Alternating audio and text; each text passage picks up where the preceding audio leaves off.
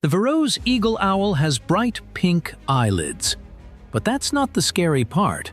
This owl is one of Africa's largest predators, and when it opens its eyes, it looks straight through you. Here's the twist.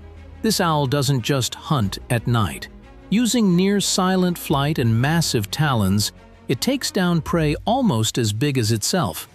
It targets mammals, birds, and even other raptors, snatching them straight from the dark. And instead of hooting like most owls, it makes deep, booming calls that sound more like a warning siren than a bird. This isn't just intimidation, it's a survival advantage. With a wingspan over 1.5 meters, the Verreaux eagle owl rules African savannas and forests, often hunting from high perches under complete darkness. When this owl locks eyes on you, you're not being watched, you're being measured.